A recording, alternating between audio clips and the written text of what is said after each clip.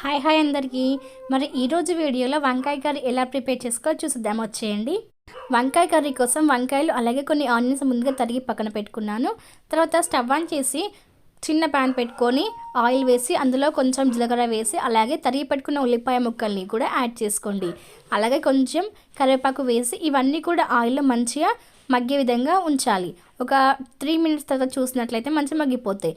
అలాగే వంకాయ ముక్కల్ని కూడా సన్నగా తరిగి పెట్టుకున్నవి ఇందులో వేసి యాడ్ చేసుకోవాలి. వంకాయలు కూడా ఆయిల్లో మంచిగా మగ్గనివ్వాలి. చూస్తున్నారు కదా, ఒక 5 మినిట్స్ పాటు మంచిగా మగ్గగానే ఆయిల్లో కూడా మంచిగా గోలి ఉంటాయి. అందులోనే కొద్దిగా అల్లం వెల్లుల్లి పేస్ట్ వేసి యాడ్ చేసుకోండి. అలాగే కొద్దిగా పసుపుని కూడా వేసి కలపండి.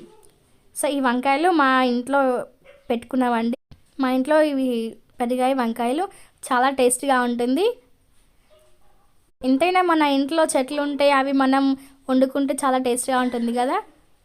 అలాగే అందులోనే కొంచెం కట్ చేసి పెట్టుకున్న టమాటా ముక్కల్ని కూడా కొన్ని యాడ్ చేసుకోండి. ఇవన్నీ కూడా మంచిగా ఆయిల్లో మగ్గే విధంగా ఉంచాలి. తర్వాత అందులోనే రుచికి సరిపడంత ఉప్పు కారాన్ని కూడా యాడ్ చేయండి.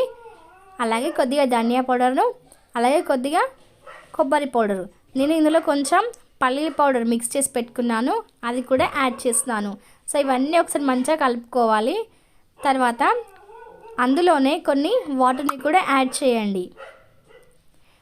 వంకాయలు మంచిగా ఉడికిపోయేందుకు కొద్దిగా వాటర్ని యాడ్ చేసి ఒక్క 5 మినిట్స్ పాటు మూత పెట్టి ఉంచినట్లయితే మంచిగా ఉడికిపోతుంది. చూస్తున్నారు కదా, 5 మినిట్స్ తర్వాత మూత తీసి చూసినట్లయితే ఎంతో టేస్టీగా ఉండే వంకాయ కర్రీ రెడీ అయిపోయినట్లే.